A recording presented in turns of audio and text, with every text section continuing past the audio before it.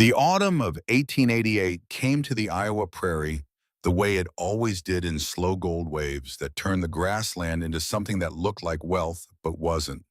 The wheat had been cut and bundled. The corn stood in shocks that cast long shadows across fields where the soil ran black and deep along the creek bottoms, thin and pale, where the land climbed toward the limestone hills. Sarah Whitfield stood on the ridge that marked the eastern edge of her father's property and looked down at the farm that had been her entire world for 28 years, knowing that in 3 days it would belong to someone else. Her brother, most likely. Benjamin Whitfield was 4 years older and had worked the land beside their father since he was tall enough to hold a plow handle. He had earned it in his mind with sweat and years and the simple fact of being born male in a place where inheritance followed bloodlines drawn in a particular direction. Sarah had earned nothing according to the arithmetic that governed such things except the right to marry someone who would provide for her or to remain useful in her brother's household until she became too old to be worth the trouble. She did not resent Benjamin for thinking this way. It was the shape of the world they lived in, as fixed as the curve of the earth or the direction the creek flowed. Resentment was a waste of energy, better spent on things a person could actually change. The wind came across the ridge harder than it did down in the bottomland, unbroken by any wall or fence or line of trees. It carried the smell of dry grass and dust and something sharper underneath the first edge of cold that meant winter was already moving south across the Dakota Territory and would be here before the calendar admitted it. Sarah pulled her shawl tighter and turned her back to the wind, looking instead at the slope behind her. The hill rose another 100 feet above where she stood, all of it angled too steep for a plow, studded with outcroppings of gray limestone that showed through the thin soil like bone through skin. Scrub cedar grew in twisted clumps where the rock gave them purchase. Dead grass, blanched white by the summer sun, covered the rest in uneven patches. No water ran here. No timber worth cutting grew here. No flat ground suitable for building offered itself. The hill was by every practical measure worthless. Her father had paid almost nothing for it when he bought the original claim 20 years ago, and in all the time since he had never bothered to improve it or even walk its upper reaches more than once or twice. Sarah had climbed it exactly 3 times in her life. Once as a child, curious about what lay at the top. Once as a young woman trying to escape the suffocating sameness of the farm and finding only wind and rock and disappointment.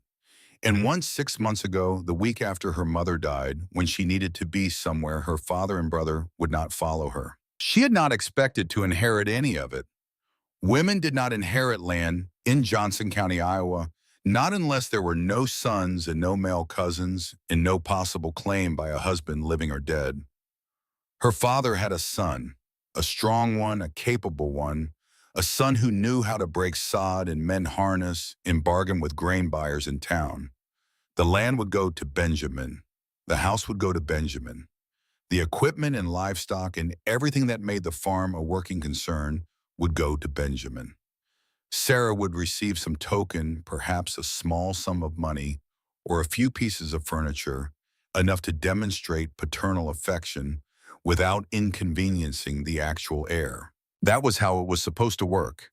That was what she had prepared herself to accept. Henry Whitfield died on the 23rd of September with dirt still under his fingernails from the morning's work in the potato field. He had been a quiet man, steady and deliberate, who spoke only when he had something worth saying and who treated the land with a respect that bordered on reverence. He had immigrated as a young man with his parents, worked as a hired hand for 7 years to save enough for a down payment, and then spent 2 decades transforming a quarter section of raw prairie into a farm that produced enough to support a family and occasionally a little more. He was not a wealthy man. He was not an educated man. But he was a man who understood the difference between soil that would sustain you and soil that would break you, and he had built his life on the former. The will was read on the evening of the 26th in the parlor of the farmhouse by Reverend James Porter, who served the settlement's small Lutheran congregation and who also functioned as a notary, an occasional legal advisor in the absence of any actual lawyers within 15 miles. Benjamin sat in their father's chair by the fireplace, his face composed in an expression of solemn respect that did not quite hide the certainty underneath.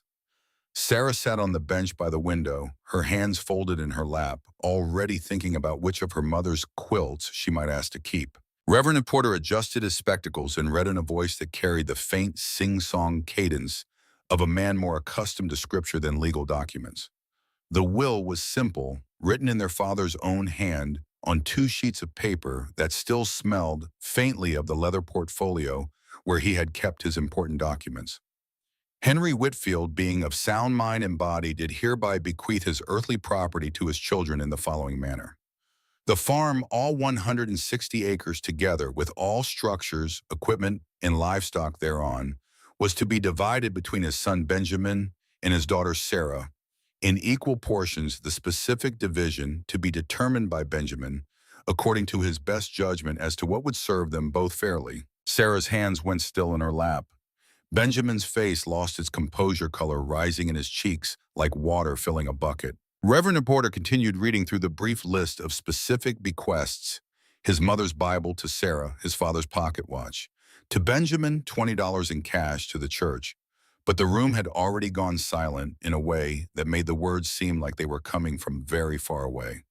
When the Reverend finished and looked up, Benjamin was staring at the fire, his jaw working as though he were chewing something tough. The Reverend folded the papers carefully and set them on the table.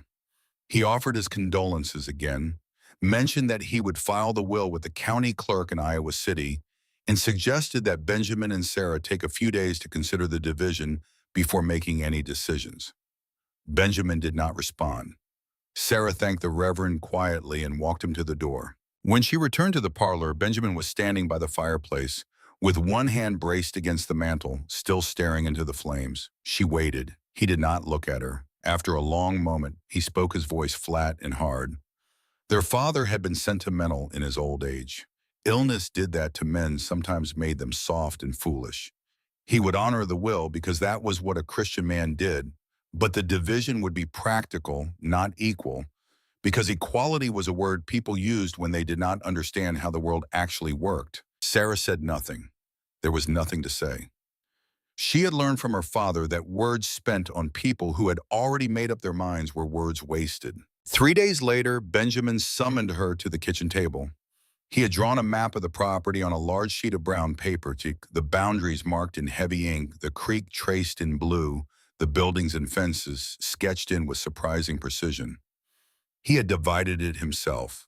The bottom land, all 120 acres of rich black soil that ran along the creek, remained his. The farmhouse, the barn, the root cellar, the livestock, the equipment, the fences, everything that made the farm capable of producing anything worth selling, he kept. To Sarah, he gave the hillside, 40 acres of steep limestone slope covered in scrub cedar and dead grassland so angled that a plow would slide sideways off it, land with no water access, no timber worth cutting, no flat ground to build on. He pushed the map across the table and told her she was fortunate to receive anything at all. Most men in his position would have contested the will and left her with nothing. A woman had no business owning property in the first place. She should be grateful he was honoring their father's wishes as much as he was. Sarah looked at the map for a long time. She traced the boundary line he had drawn with one finger, following it up the slope to where the hill crested and then down the backside into territory she had never seen. She asked if this was truly how he intended to honor their father's wishes. Benjamin told her their father had been sentimental and foolish. If she did not accept the hillside, she could walk away with the clothes on her back and whatever personal items had belonged to their mother. She took the hillside. Word spread through the settlement within 2 days. At Ruth Anderson's dry goods counter, where Sarah went to trade eggs for thread, the other women looked at her with a mixture of pity and something closer to embarrassment, as though she had suffered a humiliation too private to acknowledge directly. At the feed store after Sunday services, she heard 2 men laughing about it, their voices carrying across the churchyard. Peter Johansson gave his sister the hillside, that useless cliff where nothing grows. What's she gonna do, Farm Rocks? The men laughed openly. A few of the women pressed their lips together, but said nothing, because Benjamin controlled the best farmland in the township, and nobody wanted to be on the wrong side of a man who could afford to loan seed corn or rent out equipment or extend credit at the general store he now effectively owned through sheer economic weight. Even Reverend Porter, who had read the will and knew perfectly well that Henry Whitfield had intended something closer to an equal division, held his tongue in public. He took Sarah aside after services the following Sunday and told her in a low, earnest voice that perhaps it was God's way of teaching her humility, that the Lord worked in mysterious ways, that she should trust in his plan. Sarah thanked him and walked home alone, the October wind pulling at her skirts. She did not argue with any of them. She had learned from her father that words spent on people who had already made up their minds were words wasted. Instead, on a cold morning when frost lay white on the grass and her breath hung in the air like smoke, she packed a canvas sack with a hand axe, a spade, a coil of rope, and a pouch of dried meat. She put on her oldest dress and her mother's wool shawl and her father's work boots, which were too large but which she could make fit with an extra pair of socks. She walked out to the base of the hill and began to climb. The slope was steeper than it looked from below. The ground rose in uneven steps where the limestone broke through each shelf of rock, requiring her to find handholds in the cedar roots or cracks in the stone. The soil between the outcroppings was thin and loose, mostly clay and broken rock with hardly any organic matter to give it structure. Nothing useful could be grown here. Benjamin had been right about that much. The scrub cedar that managed to survive was stunted and twisted, shaped by decades of wind into forms that looked like they were trying to crawl sideways across the hill. She climbed for 20 minutes, following a faint trace that might have been a deer trail or might have been nothing more than a slight variation in the vegetation, until she reached a point near the top where the angle eased slightly. Here, the hill leveled into a narrow shelf of ground, perhaps 15 feet wide, protected above by an overhang of limestone that jutted out like the brim of a hat. The wind was fiercer up here, but the overhang broke its force, creating a pocket of relative calm. Sarah stopped to catch her breath and drink from the canteen she had tied to her belt. The view from here extended for miles, the patchwork of farms spread across the bottomland like squares on a quilt, the creek a dark line threading through the fields, the town of Riverside visible as a cluster of buildings to the southwest. From up here, the world looked orderly and comprehensible, divided into neat parcels that made sense on a map. It was only when you got down into it that you realized how much the map left out. She turned her attention to the ground at her feet and noticed immediately that something was wrong with the surface. A depression in the hillside roughly 10 feet wide ran perpendicular to the slope. It looked like a hollow that had been dug and then partially filled in the earth, sunken and loose, overgrown with dead brush. She knelt and pulled away a handful of the dry grass. Underneath, her fingers found wood. Old wood, weathered gray with age, but still solid. She cleared more of the brush, working faster now, and uncovered a timber. Oak hand-hewn laid horizontally across what appeared to be an opening in the hillside. She spent the next hour clearing the debris. The timbers formed a framework around a doorway that had been cut directly into the slope, the opening lined with more oak beams to prevent collapse.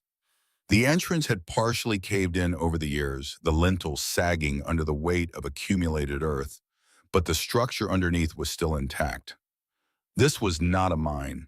It was not a root cellar. It was something else. Sarah used the spade to dig away the fallen soil, working carefully to avoid disturbing the timbers that were still bearing weight.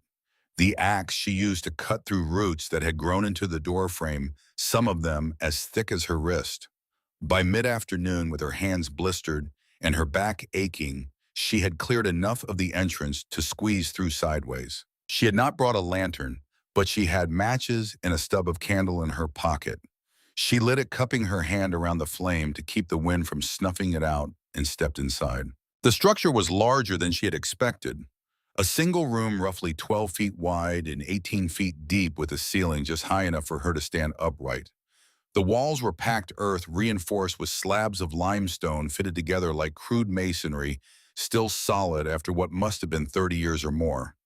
The floor was hard-packed clay, level and smooth. An old stone hearth sat against the left wall, its chimney a dark shaft that angled upward through the packed sod toward the surface. There were niches carved into the walls that had once served as shelves. The remains of a wooden bed frame collapsed, but with its joints still visible, lay against the right wall. Someone had lived here. Not recently, but deliberately. This was not a temporary shelter. This was a home. Sarah moved deeper into the room, holding the candle high. The air was cool, but not damp, surprisingly dry for a space dug into a hillside.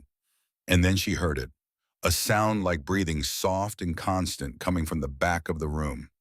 She held the candle higher and moved toward the rear wall. The back wall was not solid.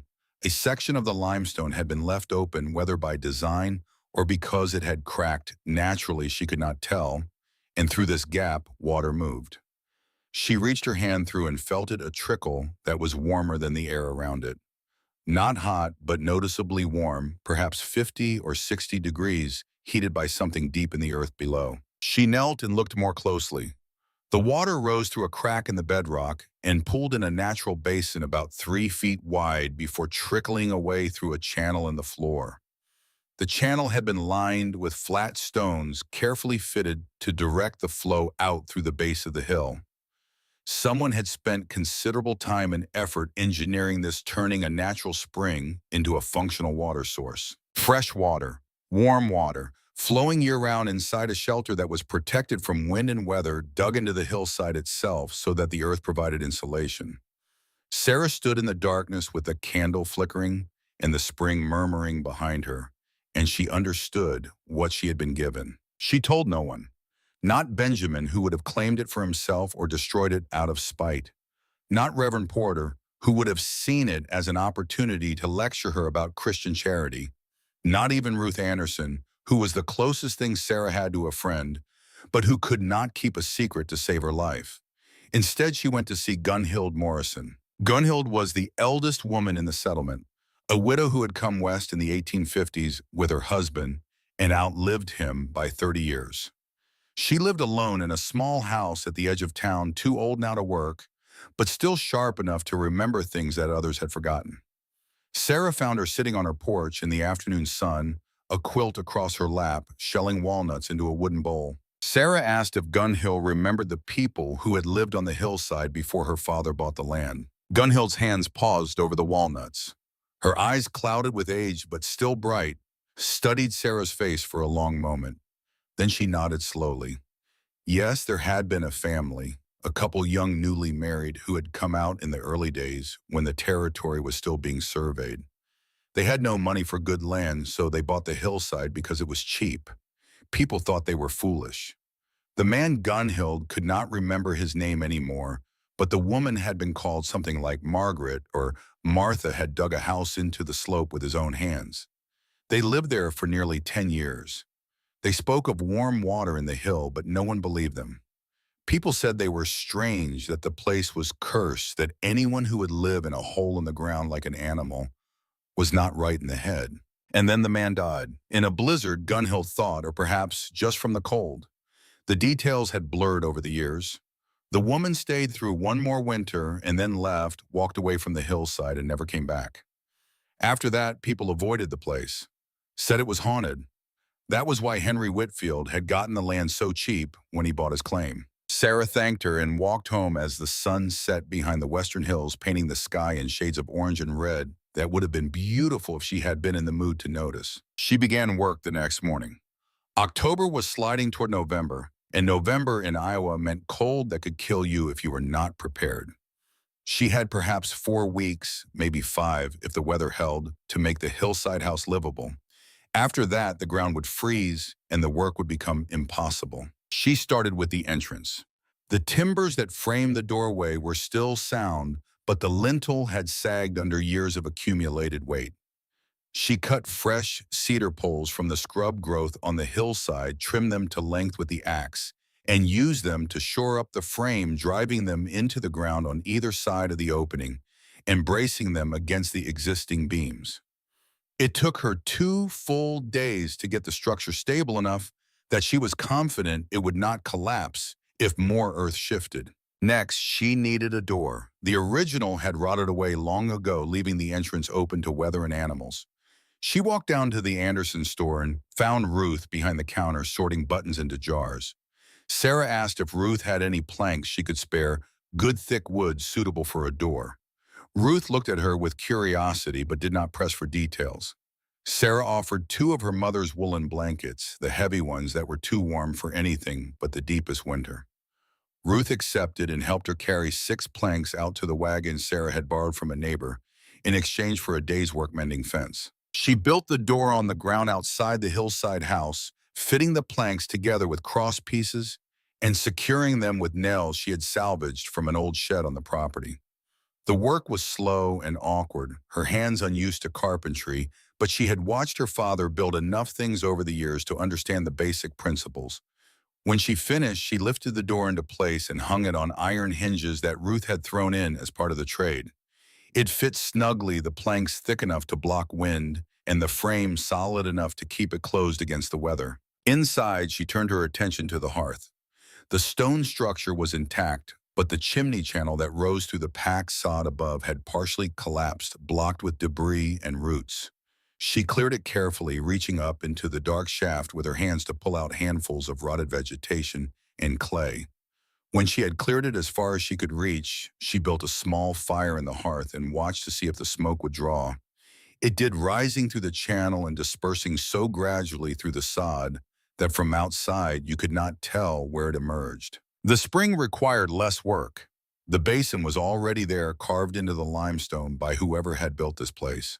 Sarah used a hammer and chisel to widen it slightly, creating a pool large enough to draw water easily and deep enough to stay clear.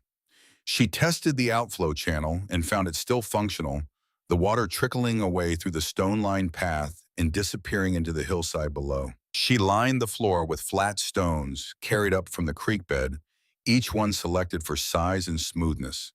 Each one fitted carefully against its neighbors until the entire surface was covered.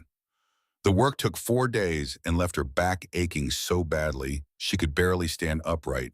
But when she finished, the floor was dry and level and easy to keep clean. For sleeping, she built a platform from cedar poles, cutting them to length and lashing them together with rope to create a frame. She laced the frame with more rope in a tight crosshatch pattern, then layered it with a straw tick mattress she had sewn herself from canvas and filled with dried grass. On top of that went every quilt and fur pelt she owned, everything her mother had left her, and a few pieces she had traded for in town. She needed a stove. The hearth would work, but a cast iron stove would burn more efficiently and heat the space better. She walked to every farm within 5 miles, asking quietly if anyone had a stove they were willing to part with. Most people laughed or ignored her, but the Peterson family, who were moving south to Missouri to live with relatives, had a small stove they were not planning to take. Sarah offered them her share of the autumn garden, the vegetables she had grown in a small plot at the base of the hill, carrots and turnips and late squash. They accepted. She borrowed the wagon again and hauled the stove up the hillside piece by piece, the body first, then the legs, then the iron pipe for the chimney. Installing the pipe was the hardest part. She had to cut a hole through the sod ceiling, position the pipe so it would draw properly, and then pack the gap around it with clay and stones to prevent the roof from leaking or catching fire. It took her 3 attempts before she got it right, and even then she was not entirely satisfied. But when she lit a fire in the stove and felt the heat begin to fill the room, she decided it was good enough. November came in cold. The temperature dropped to 15 below zero, then lower. Sarah gathered firewood, obsessively cutting dead cedar and oak from the hillside and stacking it along the interior wall until she had enough to burn for 3 months. She dried herbs from the prairie sage and wild thyme and yarrow and hung them in bundles from the ceiling beams. She smoked venison and rabbit over the stove, cutting the meat into thin strips and hanging them from wooden pegs until they were hard and dark and would keep indefinitely. She preserved everything she could find or trade for. Vegetables went into clay jars packed with salt. Rendered lard filled smaller jars that she sealed with wax. Flour and cornmeal and salt she carried up the hill in sacks and stacked in the driest corner, elevated off the floor on flat stones to keep them away from any moisture. At the Anderson store, she found an old rocking chair with a broken runner. Ruth sold it to her for a nickel. Sarah repaired it with a cedar splint, sanding the wood smooth and oiling the joints until it moved without creaking. She set it by the stove, and in the evenings after work, she would sit in it and read from her mother's Bible by the light of a tallow candle. A dog appeared one afternoon in mid-November, a brown and white mutt with a torn ear and ribs showing through its coat. It followed her up the hill and refused to leave. She fed it scraps from her dinner, and it slept on a folded blanket near the stove. She named it Flint after the hard gray stone that made sparks when you struck it. By the end of November, the sod house was not merely habitable. It was comfortable. The warm spring kept the interior temperature above freezing, even without a fire. With the stove burning, it was genuinely warm. The thick sod walls blocked the wind completely. The heavy doors sealed tight against drafts. The spring provided fresh water that never froze and never stopped flowing. Sarah had created something that the flatland farmers below, with their thin-walled frame houses and their drafty barns, could not imagine. She had a home that the prairie winter could not touch. December came colder. January came colder still. The temperature dropped to 15 below zero, then 20, then 25. The wind blew constantly from the northwest, a cutting horizontal blast that turned exposed skin white in minutes. Snow fell in sheets, drifted into walls 10 feet high against anything that stood above the plain. Sarah watched it from her doorway, warm in her wool coat. Flint pressed against her leg, the stove crackling softly behind her. She felt something she had not felt since her father died. She felt safe. Down in the bottomland, Benjamin's farm began to reveal its weakness. The creek that made the soil rich also made it vulnerable. In the first week of January, a brief thaw sent meltwater rushing down from the hills, and the creek overflowed its banks, flooding the low pastures where Benjamin's cattle stood. Before the water could drain, the temperature plunged again, and everything froze solid. 3 of his cows died standing up, locked in ice to their bellies. His root cellar flooded and froze, and he lost half his stored provisions. The farmhouse, built on the flat with no protection from any direction, shuddered in the wind. Frost formed on the inside of the windows. The gaps between the clapboards whistled. Benjamin burned through his woodpile twice as fast as he had planned. Sarah did not go down to visit. She stayed on her hillside, warm and dry, listening to the wind howl across the ridge above her and feeling nothing but gratitude for the 40 acres of worthless rock that nobody had wanted. On the 18th of January, the sky changed.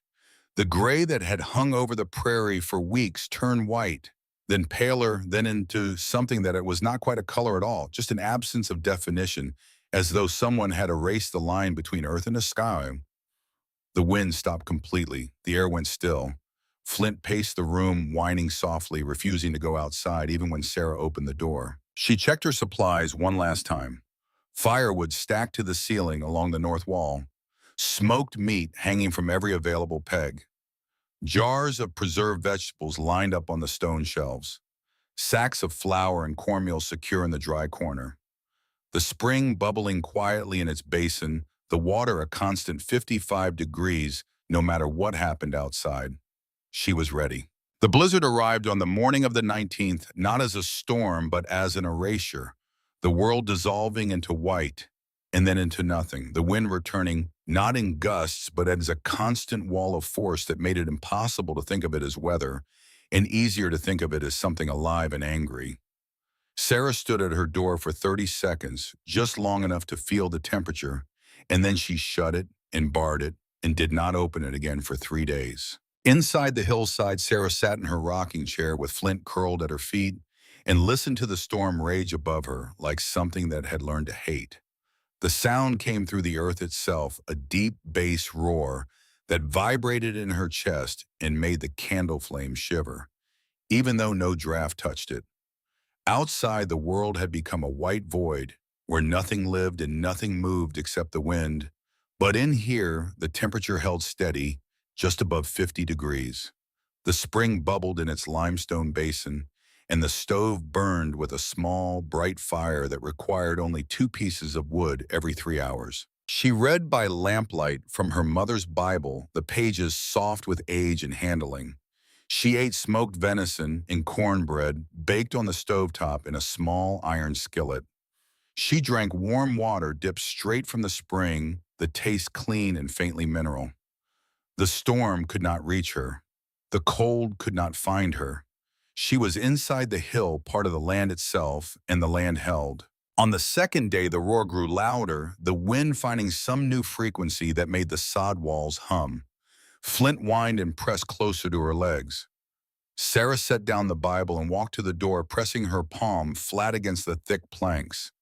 They were cold to the touch, but not frozen, and she could feel the pressure of packed snow against the other side, tons of it, stacked by the wind into a drift that would have buried the entrance completely if she had built above ground instead of into the slope. She returned to her chair and picked up the Bible again, turning to the Psalms because her mother had always said they were the best words for hard times. He that dwelleth in the secret place of the Most High shall abide under the shadow of the Almighty. She read it twice, 3 times, until the rhythm of it settled her breathing, and Flint stopped whining, and the sound of the wind became just sound again, no more meaningful than rain. On the third day, the wind stopped. The sudden silence was so complete that Sarah woke from a dream, convinced something terrible had happened, that the roof had collapsed, or the spring had failed, or the stove had gone out. But everything was as it had been. The silence was simply the absence of wind, nothing more. She rose from her bed and pulled on her coat and boots. Flint stood and stretched his tail, beginning to wag. She pushed it on the door and it did not move. She pushed harder, leaning her weight into it, and felt resistance that was not the bar, but something on the other side. Snow. She lifted the bar free and set her shoulder against the planks and shoved with everything she had. The door moved an inch, 2 inches enough to let in a slice of painfully bright light. She grabbed the spade from where it leaned against the wall and used the blade to widen the gap, scraping and pushing until she had cleared enough space to squeeze through sideways. The world outside was unrecognizable. The hillside she had climbed every day for 2 months had become a smooth white slope under a sky so blue it looked like someone had painted it. The snow came to her waist in the shallowest places and over her head where the wind had piled it against the limestone outcroppings. Below, the prairie stretched flat and featureless, except for the dark shapes of buildings in the distance, their roofs the only proof that human beings had ever tried to live here. Smoke rose from exactly 2 chimneys in the settlement. Everything else was silent and still. Flint bounded out behind her, breaking trail through the drifts with his chest, his tongue lolling out in something that looked like joy.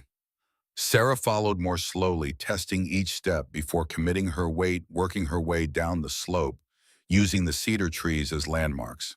It took her an hour to cover ground that normally required 20 minutes, and by the time she reached the base of the hill, her legs were shaking and her breath came in gasps that hurt her chest. She made her way toward Benjamin's farm, following the fence line, where she could find it under the snow. The closer she got, the clearer the damage became. The barn had partially collapsed, the north wall caved inward under the weight of snow and ice. 2 more cattle lay dead in the wreckage, their bodies already stiff and frozen. The farmhouse stood but looked wounded. Every window cracked into spider webs of broken glass, the porch torn completely away, the roof sagging on one side where a rafter had given up. Sarah climbed the steps where the porch had been and knocked on the door. No answer. She knocked harder. Still nothing. She tried the latch and found it unlocked, pushed the door open and stepped inside. The interior was barely warmer than the outside. Ice had formed on the floor near the windows, delicate patterns of frost that caught the light. The kitchen stove was cold, its fire long dead. Benjamin sat at the table in 3 coats, his face the color of old paper, his hands wrapped in rags. Across from him sat Arvid Larson, the young man Benjamin had hired in October to help with the harvest, his fingers black with frostbite, his eyes fixed on nothing. Benjamin looked up when Sarah entered and stared at her as though she were something he had invented. a hallucination brought on by cold and exhaustion.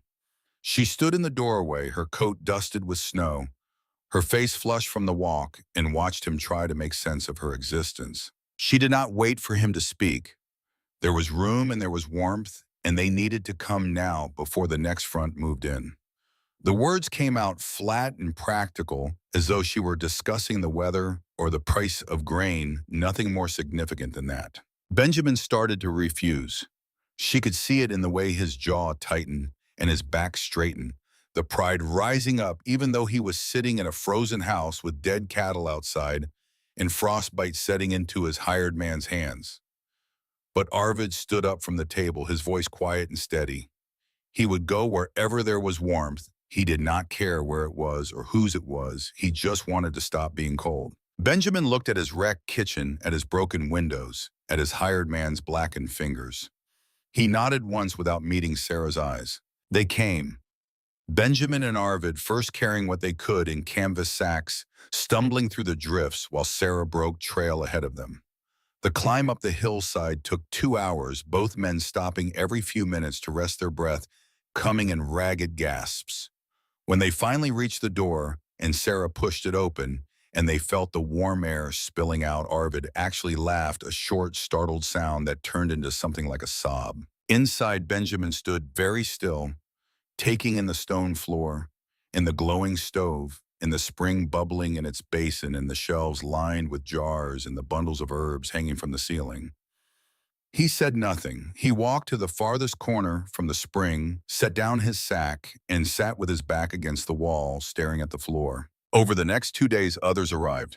Peter Johansson and his wife Emma came first, bringing their 3 children, the youngest barely 4 years old, and wrapped in so many layers of clothing, she looked like a small padded bundle. They had lost their barn roof to the wind, and their horses had bolted into the white and disappeared. Emma's lips were blue, the children silent with cold and exhaustion.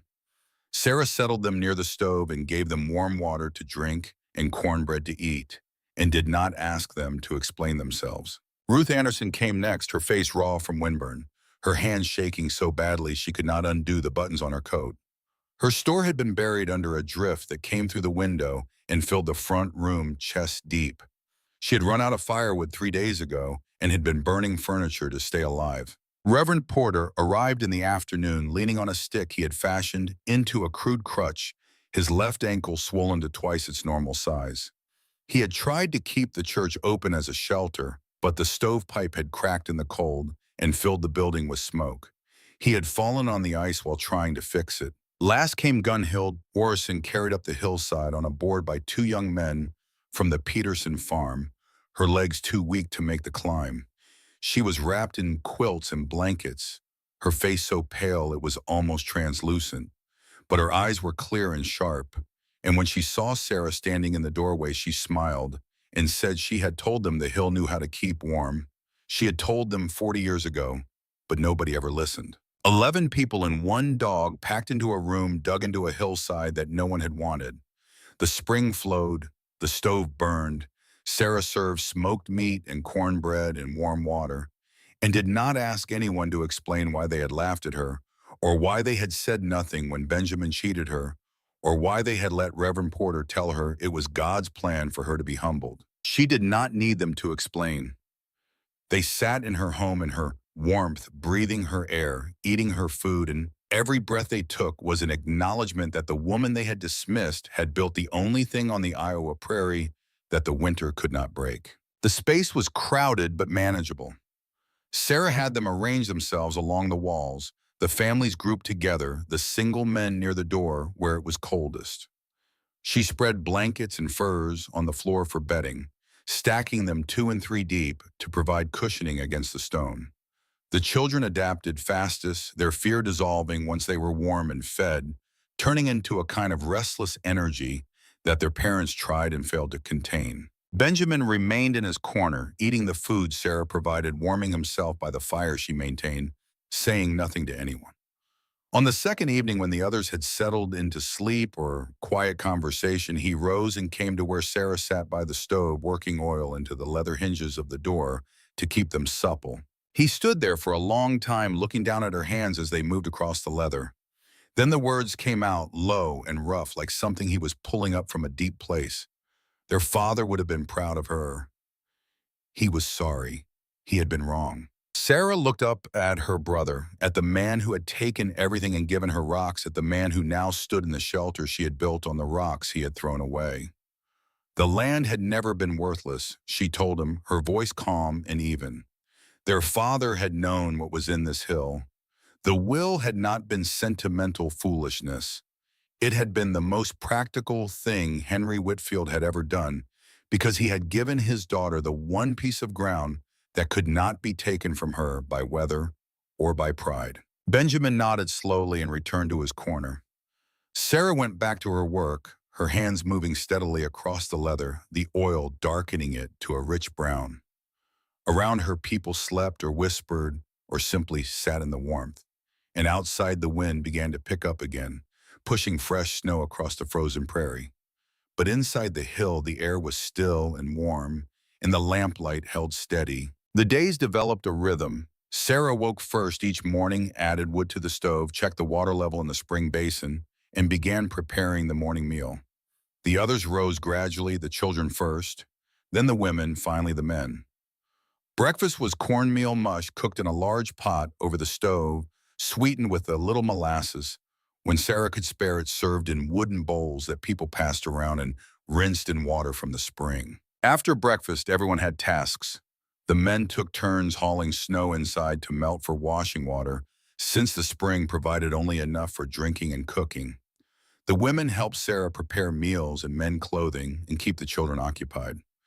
Arvid, whose frostbitten fingers were slowly healing under layers of salve, Ruth had brought from her store carved small toys from scraps of cedar, simple figures that the children clutched and named and carried everywhere. Gunnold sat in the rocking chair most of the day, her quilts pulled around her, and told stories about the early days of the settlement, back when there were more foxes than people, and the nearest doctor was a 3-day wagon ride away. The children gathered at her feet to listen, their eyes wide, and even the adults stopped their work to hear about the winter of '57, when the snow came in October and did not melt until April, or the summer of '62, when the grasshoppers came in clouds so thick they blocked out the sun. But underneath the routine tensions built.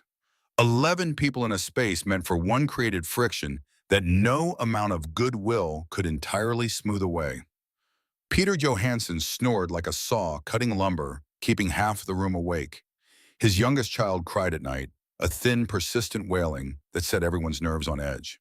Arvid had developed a cough, probably from the cold he had endured before coming to the hill, that sounded like it was tearing something loose in his chest. Benjamin ate Sarah's food and slept in Sarah's shelter and spoke to no one, his silence of physical presence that filled his corner like smoke. Reverend Porter, whose ankle was healing, slowly tried to organize a prayer service one evening and was met with such profound indifference that he gave up halfway through the first psalm.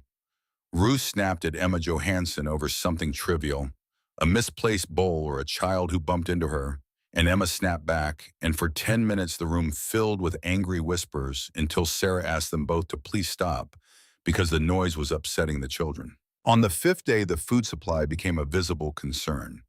Sarah had prepared for herself and perhaps 1 or 2 visitors over a long winter. She had not prepared for 11 people over an indefinite period. She began rationing more carefully, serving smaller portions, stretching the cornmeal with more water, cutting the meat into thinner strips. No one complained, but everyone noticed. That evening, as she ladled out the evening stew, Ruth came to stand beside her. They needed to talk about how long this could last, Ruth said quietly. If the weather did not break soon, if more storms came, they would run out of food before spring. Sarah knew. She had been doing the arithmetic in her head for 2 days. At the current rate, they had perhaps 3 weeks of supplies remaining. After that, they would have to start making decisions about who went down to scavenge from the buried farms and who stayed, who got full portions, and who got less, decisions that would turn the shelter from a refuge into something else entirely. But she did not say any of this to Ruth. She simply nodded and said they would manage. They had managed this far, and handed Ruth a bowl of stew to carry to Gunhild. On the 6th day, Benjamin finally broke his silence. He waited until the evening meal was finished and everyone had settled into their usual positions around the room. Then he stood and said he was going down to his farm in the morning to see what could be salvaged. There was food in the house, what the flood had not ruined, and tools in the barn if the building was still standing. He would bring back what he could carry. Peter Johansson said he would go too. His farm was only 2 miles east, and even if the house was wrecked, there might be grain in the storage bins or preserved goods in the cellar that had survived. Sarah started to object to point out that the weather was still dangerous, that another storm could come in with no warning, that they could get lost in the white and freeze before anyone found them. But she stopped herself. These were grown men making their own choices. She had offered shelter, not control. They left at first light, Benjamin and Peter and Arvid, who insisted his hands were healed enough to be useful. Sarah stood at the door and watched them descend the slope, 3 dark figures against the snow, growing smaller until they disappeared into the white glare. The day passed slowly. Emma kept her children close, her face tight with worry. Ruth paced the room, inventing tasks to keep her hands busy. Gunhild sat in the rocking chair and said nothing, her eyes distant. Sarah tended the stove and checked the spring and tried not to watch the door. They returned in the late afternoon, all 3 of them alive, but empty-handed. Benjamin's farmhouse had been scavenged by someone, probably neighbors who assumed he was dead, and what they had not taken the cold had ruined. The food stores were gone. The tools were gone. Even the furniture had been stripped out, carried away to be burned for warmth. Peter's farm was no better. The storage bins had been pried open and emptied. The cellar door stood ajar. Snow drifted inside, everything frozen solid. That night, the portions grew smaller again. Sarah served thin soup made from the last of the dried vegetables and a handful of grains, stretching it as far as it would go. The children ate first, then the women, then the men. No one took seconds. No one asked for more. Arvid's cough grew worse. By the 8th day, he was fevered, his face flushed and his eyes glassy. Ruth made him a bed near the stove, where the heat was strongest, and dosed him with willow bark tea that Gunhild remembered how to prepare, but the fever did not break. He slept fitfully, muttering in Norwegian words Sarah could not understand, but which sounded like prayers or pleas. On the 9th day, the wind returned, not as fierce as the first blizzard, but strong enough to pile new drifts across the old funds, erasing what little progress anyone had made in clearing paths. The settlement disappeared again behind curtains of blowing snow. Sarah stood at the door and watched the white erase the world, and knew that no one would be coming up the hill and no one from the hill would be going down until it stopped. The 10th day brought the coldest temperature yet. Sarah did not have a thermometer, but she could tell by the way the air felt when she cracked the door open to check the drift height, the way it burned in her lungs like she was breathing knives.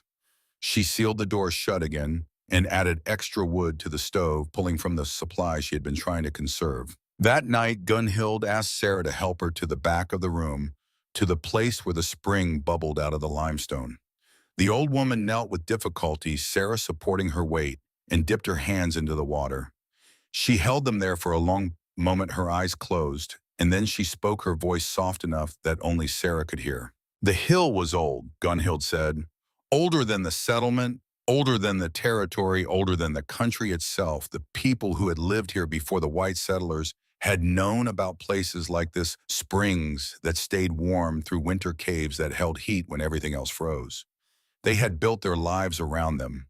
This hill had been a refuge before Sarah found it, and it would be a refuge after she was gone, because the land remembered how to keep people alive even when the people themselves forgot. Sarah helped the old woman back to the rocking chair and wrapped the quilts around her again. She did not know what to say to what sounded like prophecy or senility or both, so she said nothing. But that night, lying on her bed platform with Flint pressed against her side and 11 people breathing around her in the darkness, she thought about the couple who had dug this room 40 years ago, and the people before them who had known about the spring, and her father who had given her this land, knowing what it contained, and she understood that she was part of a story that was larger than her own life. On the 11th day, Arvid's fever broke. He woke clear-eyed and asked for water, and when Ruth brought it to him, he drank it all and asked for more. The relief in the room was palpable. People smiling at each other for the first time in days, the children allowed to make noise again without being hushed. But that same day, the flour ran out. Sarah scraped the last handful from the bottom of the sack and mixed it with melted snow and a pinch of salt to make a thin gruel that she divided among the children. The adults ate the remaining smoked meat, chewing slowly to make it last, and drank water from the spring to fill their bellies. That left only cornmeal, perhaps 10 pounds of it, and a few jars of preserved vegetables. 2 weeks of supplies at most, and that was if everyone accepted smaller and smaller portions without complaint. Sarah lay awake that night doing arithmetic that never came out right, trying to find a way to stretch what they had, knowing that eventually the numbers would force decisions she did not want to make. Around her, people slept or pretended to sleep, and outside the wind howled and the spring kept bubbling its 55-degree water up from the deep earth where temperature was a constant instead of a weapon. On the 12th day, the sky cleared. Sarah woke to sunlight slanting through the gap around the door, or brighter than it had been in 2 weeks. She rose and pushed the door open and stepped out into air that was still brutally cold, but no longer actively trying to kill her. The snow had stopped. The wind had stopped. The world lay silent under a blue sky that looked like it had been scrubbed clean. She walked down the hillside alone, Flint ranging ahead of her, and made her way toward the settlement. Smoke rose from more chimneys now, 5 or 6 at least, proof that others had survived. As she got closer, she saw people moving between buildings, dark shapes trudging through the drifts, the work of digging out begun. She found Thomas Halverson, one of the farmers who lived near the church, chopping ice away from his barn door. He looked up when she approached and stared at her as though she had risen from the dead. He had heard she was living on the hillside, he said slowly, but he had assumed she froze in the first storm. Everyone had assumed that no one thought anyone up there could survive. She told him she had 11 people sheltering with her and they needed food. Did he have anything he could spare? Grain, preserved meat, potatoes, anything at all? Thomas looked at her for a long moment and then set down his axe. He disappeared into his barn and returned with a sack of oats and another of dried apples. Not much, but it was what he could spare without endangering his own family. She thanked him and moved on to the next farm, and the next, asking the same question, receiving the same cautious generosity.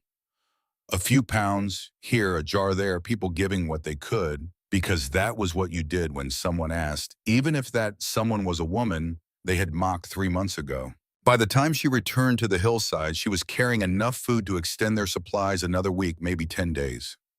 It was not enough to last until spring, but it was enough to last until she could make another trip and another after that, trading her own pride and the settlement's lingering guilt into something like survival. She climbed back up to the sod house and pushed open the door to find everyone awake and waiting, their faces tense with worry that dissolved into relief when they saw the sacks she carried. She set them down and began distributing the food while people watched in silence, and no one asked her where it came from or what she had promised in return.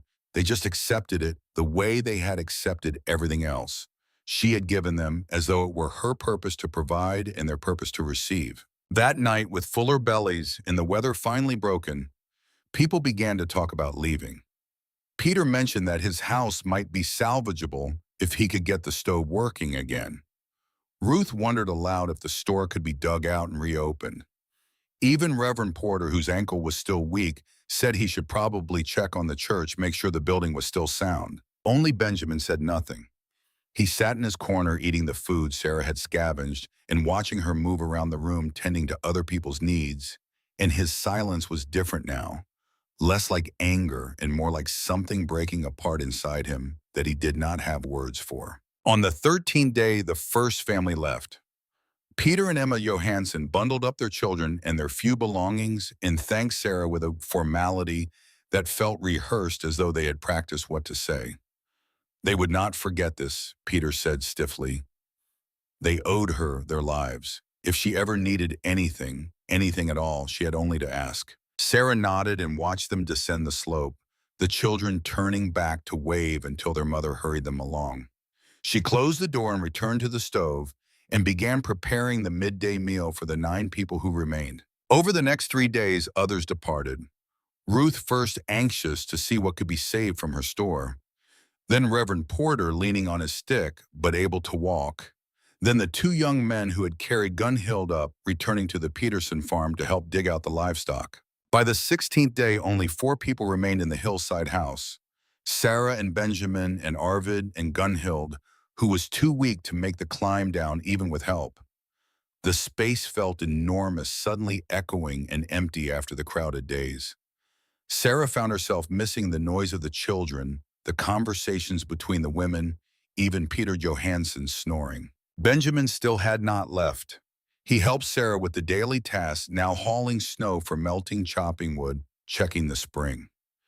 He did not speak much, but his silence was no longer hostile. It was the silence of someone trying to figure out how to say something difficult, words building up behind his teeth that he could not quite release. On the evening of the 17th day, he finally managed it. He came to where Sarah sat mending a tear in one of Gunhild's quilts and told her he had been thinking about the land, about how he had divided it, about what their father had actually meant when he wrote that will. Sarah set down the quilt and looked at him. He had been wrong, Benjamin said again, but this time he kept talking, the words coming faster. He had thought he understood what the land was worth based on what could be planted on it, what crops it would yield, what price those crops would bring at market. He had looked at the hillside and seen nothing of value because he was measuring value in bushels and dollars. But their father had been measuring something else. Their father had understood that the land's value was not just in what it produced, but in what it protected, and he had given Sarah the protection because he knew she would need it more than Benjamin would. Sarah listened without interrupting. When Benjamin finished, she told him he was right about one thing. Their father had understood. But Benjamin was still wrong about something else. The hillside was not just protection. It was also capability. It had produced warmth and water and shelter. It had kept 11 people alive through the worst winter in living memory. And that was a kind of yield that did not show up on any market ledger, but which was worth more than all the bushels of wheat in Johnson County. Benjamin absorbed this slowly, his face working through several emotions Sarah could not quite name. Then he asked what she wanted. Did she want the bottom land back? Did she want him to redivide the property fairly? Did she want an apology in front of witnesses? A public admission that he had cheated her? She wanted none of those things, Sarah said calmly. She wanted him to leave. Not Iowa, not the county, just the hillside. She wanted her home back, the space and quiet and solitude that she had built it for. She wanted to stop being responsible for other people's survival and go back to being responsible only for her own. Benjamin nodded slowly. He would leave in the morning. He would take Arvid with him if the young man was willing. They would figure out how to rebuild on the bottom land or whether to sell it and start over somewhere else. But before he left, he wanted her to know that he understood now what their father had seen in her, the strength that came from knowing how to listen to what the land was saying instead of just telling it what to produce. That night, Sarah lay in her bed and listened to Benjamin's breathing from across the room and Gunhild's soft snoring from the rocking chair, and felt something loosen in her chest that had been tight since her father died. She had proven nothing and won nothing and changed nothing about the world or how it treated women who owned property. But she had survived. She had kept others alive. And she had done it using the 40 acres of worthless hillside that nobody wanted, and that would have to be enough. Benjamin left on the morning of the 18th day, Ervan walking beside him down the slope, both men carrying packs cobbled together from canvas and rope. Sarah stood at the door and watched them navigate the frozen drifts until they reached the flatland and turned south toward what remained of the farmhouse. She did not wave. Neither did Benjamin. There was nothing performative left between them, just an understanding reached in a distance that needed to be restored. Gunhild remained. The old woman's strength had not returned despite the warmth and regular meals, and Sarah suspected it never would. Some part of Gunhild had decided this hillside was where her journey ended, and the body was simply following instructions the mind had already issued. Sarah did not press her to leave. The house felt less empty with another person in it, and Gunhild's presence required little beyond what Sarah was already providing. They fell into an easy routine. Sarah rose early to tend the stove and prepare cornmeal mush, sweetened with the last of the dried apples Thomas Halverson had given her. Gunhild woke slowly, taking her time to unfold from the rocking chair, where she slept now because lying flat made her cough. They ate together in comfortable silence, and then Sarah would help Gunhild to the spring so the old woman could wash her face and hands in the warm water, a ritual Gunhild insisted on even though it pained her to kneel. After breakfast, Sarah worked on restoring order to the space that 11 people had disrupted. She scrubbed the stone floor with melted snow and sand, working out the stains and tracked dirt. She reorganized the shelves, inventorying what remained of her supplies and calculating how long they would last now that the house held only two. She had enough she decided to make it to April if she was careful, and by April the worst of the winter would be over and the settlement would be functional again. Gunhild spent her days in the rocking chair, sometimes sleeping, sometimes staring at the spring as though it were telling her stories Sarah could not hear. In the evening she talked, not the colorful frontier tales she had performed for the children, but quieter memories more personal. She spoke about her husband dead 30 years, but still vivid in her mind, the way he had smelled of tobacco and horses, the way he had sung Norwegian hymns while working in the garden. She spoke about the daughter she had lost to scarlet fever in 1862, a girl of 7 with blonde braids and a laugh that carried across the prairie. She spoke about the winter she had nearly starved because the supply wagon from Iowa City had gotten stuck in mud and did not arrive until March, and how she had survived on nothing but dried corn and stubbornness. Sarah listened without interrupting, understanding that Gunhild was not looking for responses, but for a witness, someone to hear these memories before they disappeared entirely.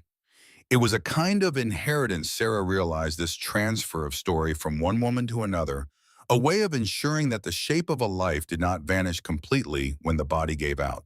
On the 22nd day, the weather shifted again. The temperature rose above freezing for the first time since November, and the snow began to melt in slow, steady drips that ran down the hillside in tiny rivulets.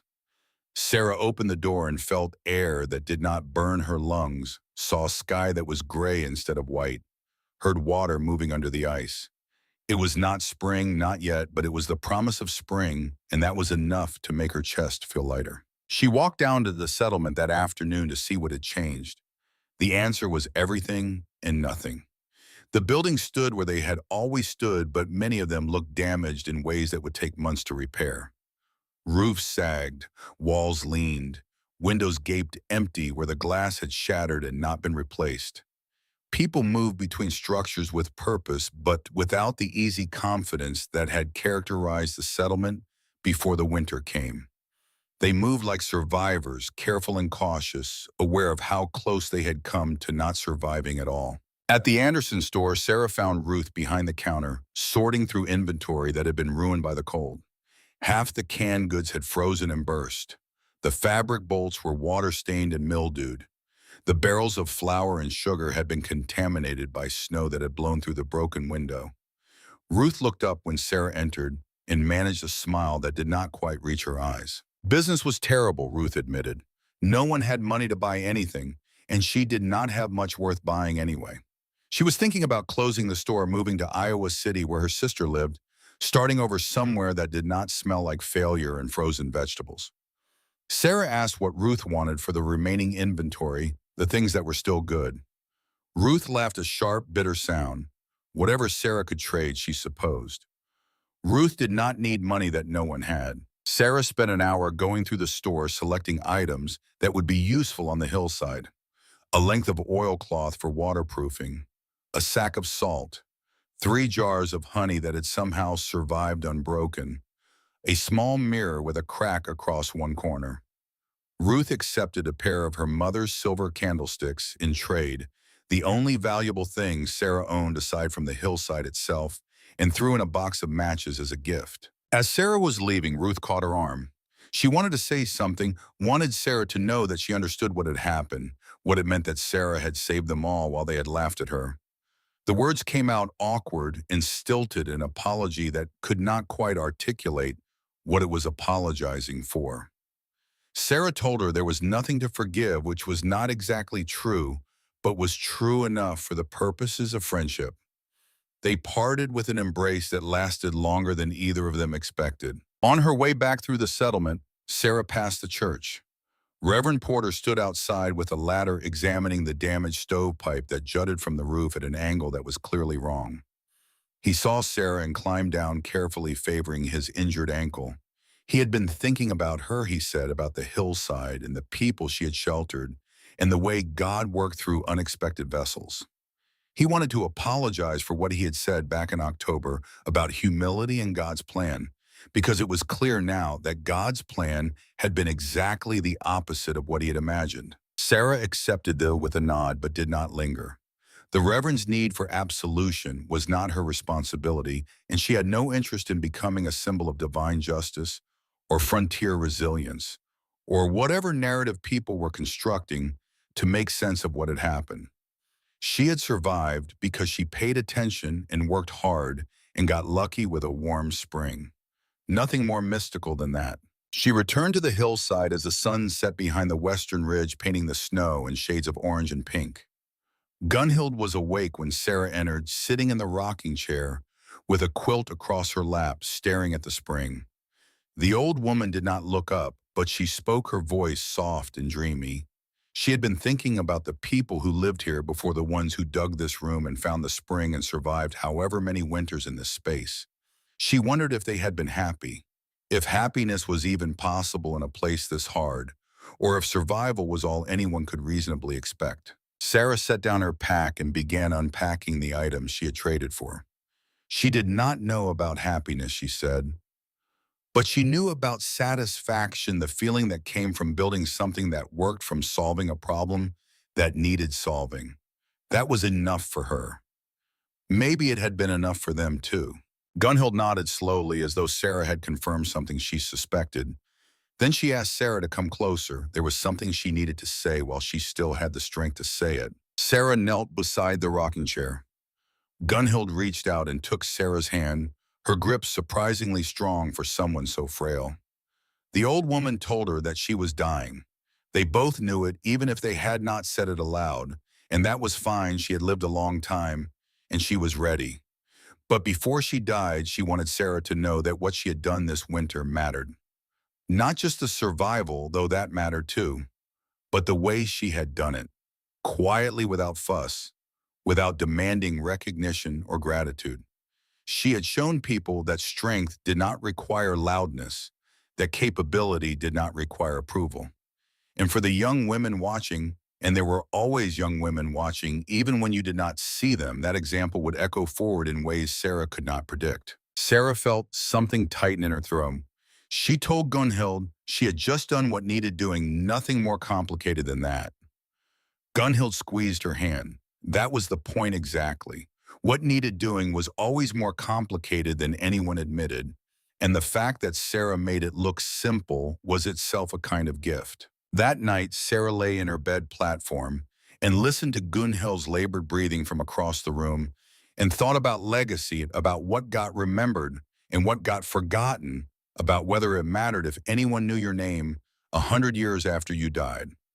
She decided it did not matter, or at least it should not matter, because the work was the thing, the doing was the thing, and if that doing made the world slightly less hostile for the people who came after you, then you had justified the space you took up while you were here. Gunhild died 3 days later, on a morning when the sun came through the door, bright and clear, and the spring sang in its basin like it always did. Sarah woke to find the old woman still in the rocking chair. Her eyes closed, her face peaceful, the quilt pulled up to her chin. She had simply stopped breathing sometime in the night, as quietly as she did everything else. Sarah sat with the body for a long time, not praying exactly, but thinking about the shape of a life well lived, about a woman who had buried her husband and her child, and kept going anyway, who had survived 40 winters on the prairie, and never lost the sharpness in her eyes or the kindness in her voice. Then she walked down to the settlement to find someone with a wagon and the strength to help her carry Gunhill down the hillside for burial. Benjamin came with Arvid and two other men from nearby farms. They carried Gunhill down wrapped in her quilts, moving slowly and carefully over the melting snow. Reverend Porter conducted a brief service at the church, and then they buried her in the settlement cemetery next to her husband and daughter. The three graves finally reunited after decades apart. People Sarah barely knew, attended farmers and their wives' children, who had heard Gunhill's stories, everyone standing in the cold to mark the passing of someone who had been part of the settlement since before most of them were born. After the burial, Benjamin asked Sarah if she would walk with him. She agreed, and they made their way to the edge of town where the prairie began. The snow mostly melted now, revealing dead grass and mud underneath. Benjamin did not speak at first, just walked beside her with his hands in his pockets, his breath visible in the cold air. Finally, he told her he had been doing some thinking about the farm, about what to do with the bottomland. He could rebuild the house and the barn, replace the livestock, start over. But it would take years to get back to where he was before the winter, and he was not sure he had that kind of time or energy left in him. Or he could sell it. There were always people looking for good land, and the soil was still rich even if the structures were wrecked. Sarah asked what he was going to do. He was going to sell it, Benjamin said. He had already talked to a buyer from Iowa City, a man with capital who wanted to expand his holdings in Johnson County. The price was fair, more than fair actually, because good bottom land was scarce and the buyer knew it. The sale would give Benjamin enough money to start over somewhere else, maybe Illinois or Nebraska, somewhere that did not carry the weight of everything he had lost. And before he left, he wanted Sarah to know that he was giving her half the sale price. Not because the will required it. The will only required him to divide the land, which he had already done, but because it was the right thing to do. Their father had wanted them to share equally, and Benjamin had prevented that through his own pride and stupidity, and this was the only way he knew to make it right. Sarah stopped walking. She looked at her brother, at the man who had taken everything and given her rocks, and was now trying to pay her with money she had not asked for. She told him she did not want his money. She had the hillside. She had shelter and water and enough land to live on. What would she do with cash beyond put it in a bank where it would sit and gather interest and mean nothing? Benjamin insisted. She could use it to improve the hillside, he said, or buy better equipment or save it for emergencies. She could do whatever she wanted with it. That was the point. It was hers without conditions. Sarah considered this. Then she told him she would take the money on one condition. She wanted Benjamin to deed the hillside to her legally with proper paperwork filed at the county clerk's office, so there would be no question about ownership if someone ever challenged it. And she wanted him to do it before he left Iowa, so she would not have to track him down later if problems arose. Benjamin agreed immediately. They shook hands there at the edge of the prairie, two siblings who had nearly destroyed each other over land and pride, finding their way back to something that resembled peace, if not quite forgiveness. The legal work took 2 weeks. Benjamin hired a lawyer from Iowa City to draw up the deed transfer and the bill of sale for the bottomland. Sarah signed papers she barely understood, trusting that the lawyer knew what he was doing and that Benjamin was being honest, which was a kind of trust she had not expected to feel again. When it was finished, she owned the hillside outright, all 40 acres of it, with a document that said so in language no one could dispute. Benjamin left on a Tuesday morning in early March, his belongings packed into a wagon he had purchased with the advance from the land sale. He stopped at the base of the hillside on his way out of the county and climbed up one last time to say goodbye. Sarah met him at the door, Flint at her side, and they stood looking at each other across the threshold. He was sorry, Benjamin said again one last time with a finality that suggested he would not say it anymore after this because he had said it enough, and words lost their meaning when you repeated them too often. She knew, Sarah said, and she was sorry too for the way she had held herself separate and silent, when maybe speaking up would have prevented some of this. They were both products of how they had been raised and what the world had taught them, and blame could be distributed infinitely if you wanted to waste energy on it. Benjamin nodded. Then he reached into his coat and pulled out their father's pocket watch, the one the will had left to him specifically. He held it out to Sarah. He wanted her to have it, he said, not because he did not value it, but because every time he looked at it, he thought about their father and what Henry Whitfield had actually understood about the land and his children, and Benjamin could not carry that weight anymore. Sarah took the watch. It was heavy in her palm, gold-plated and engraved with their father's initials. She opened the case and saw the photograph inside a tiny oval portrait of their mother taken before either of them were born, back when she was young, and the future still looked like something you could control. She told Benjamin she would keep it safe. And if he ever came back to Iowa, he should know there was a place on the hillside where he could stay.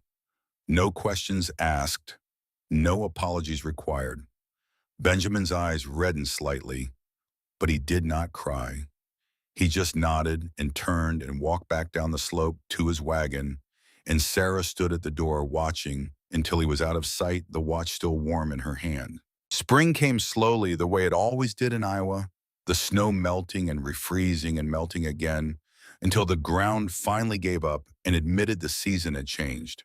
The prairie turned from white to brown to a tentative green as the grass began to push through the dead growth from last year. Sarah planted a small garden at the base of the hillside, vegetables that would grow in the rocky soil if she tended them carefully. Carrots and turnips and radishes, things with deep roots that could find water even in dry years. She used some of Benjamin's money to buy chickens from a farmer near Riverside, 6 hens, and a rooster that she housed in a small coop she built from scavenged lumber. The eggs gave her protein and something to trade when she needed supplies from town. She bought a milking goat, too, a cantankerous creature that hated everyone except Flint, and the milk added richness to her diet that she had been missing all winter. The hillside house she left mostly as it was. She made small improvements, patching places where the sod had eroded, reinforcing the doorframe with better hinges, adding a second shelf along the wall for storage. But the basic structure remained unchanged, the room dug into the earth, the spring flowing in its basin, the stove burning its small, bright fires. People from the settlement visited occasionally. Ruth came up once a week or so, bringing news and gossip and items Sarah had ordered from her store. Reverend Porter climbed the slope to check on her spiritual welfare, though he stopped trying to convert her to a more public form of Christianity after she made it clear she was satisfied with her private arrangement with God. Emma Johansson brought her children to visit, and the youngest child, the one who had cried so much during the sheltering, ran straight to Sarah and wrapped her arms around Sarah's legs and announced that she loved the hill lady, a declaration that made Sarah smile despite herself. But mostly Sarah was alone, and that was how she preferred it. She had proven to herself and to the settlement that she could survive on the land everyone had dismissed as worthless. She had nothing left to prove and no desire to perform competence for an audience. She worked her garden and tended her animals and kept the spring clear and lived her life with a quiet satisfaction that required no external validation. In July, a young woman appeared at Sarah's door. She was perhaps 20, thin and sunburned with dark hair tied back in a braid and a carpet bag slung over one shoulder. She introduced herself as Margaret Hayes from Illinois, and she was looking for a place to stay while she decided what to do next. She had heard about the woman on the hillside, the one who had survived the terrible winter, and she wondered if there might be room for one more person just temporarily until Margaret figured out where she belonged. Sarah invited her in. Over cornbread and tea, Margaret's story emerged. She had been engaged to a man in Illinois, a farmer with good land and decent prospects, but a week before the wedding, she had discovered he was already married to a woman in Indiana, that he moved between the two states, maintaining separate lives and separate families. Margaret had confronted him, he had become violent, and she had fled with whatever she could carry. She had no family to return to, no money beyond the few dollars in her pocket, and no particular skills beyond basic farm work. Sarah listened without judgment. When Margaret finished, Sarah asked her a simple question. Could she work? Not fancy work, not skilled trades, just basic labor. Hauling water, chopping wood, weeding gardens, tending animals. Margaret could work. She would work as hard as necessary if it meant having a safe place to sleep and enough food to eat. Sarah offered her the rocking chair and a share of the space for as long as she needed it. In exchange, Margaret would help with the daily tasks that kept the hillside functioning. No money would change hands because Sarah did not need money, but Margaret would pull her weight, and if she decided to leave, she would give Sarah enough notice to prepare. Margaret agreed immediately, tears streaming down her face, thanking Sarah with an effusiveness that made Sarah uncomfortable. She told Margaret to stop crying and start working. There was wood that needed chopping and chickens that needed feeding, and gratitude was less useful than labor. They fell into a partnership that worked because both women understood the terms clearly. Margaret was not a guest and not an employee, but something in between, a person sharing the burden of survival in exchange for shelter and safety. She proved herself capable and willing, rising early and working late, asking questions when she did not know how to do something, and figuring it out quickly when Sarah showed her. By September, Margaret had saved enough money from eggs she sold in town to buy a train ticket to Minnesota, where she had a cousin who ran a boarding house and had agreed to hire Margaret as staff. She left on a warm afternoon, thanking Sarah one last time and promising to write, which she did, a long letter arriving in October, describing her new life and her gratitude for the woman who had given her space to heal. The second winter came milder than the first. Sarah prepared the same way, stocking supplies and gathering firewood, and when the snow arrived, it was almost pleasant to retreat into the hillside house knowing she was safe. No one came to shelter with her this year. The settlement had learned its lesson and prepared better, and the weather was kinder besides. In late January of the following year, Ruth brought news that Benjamin had married the widow from Nebraska. She showed Sarah a photograph. Benjamin had sent a formal portrait of him and his new wife and her two sons, everyone stiff in their Sunday clothes. Sarah studied her brother's face and saw something settled there, a gravity that marriage and stepfatherhood had given him. She was pleased for him, genuinely so. Years passed. The settlement grew and changed, new families arriving as old families left, the character of the place shifting in subtle ways. The hillside remained constant. The spring kept flowing. The house stayed warm in winter and cool in summer. Sarah tended her garden and her animals and her solitude, and the world turned below her. When people asked if she ever regretted taking the hillside instead of demanding a fair division of the bottomland, she told them no. The hillside had given her everything she needed to build the life she chose. And in the quiet of the hillside, where the spring flowed as it always had, Sarah understood that her father's greatest gift had not been the land itself, but the knowledge that she could listen to what it had to say.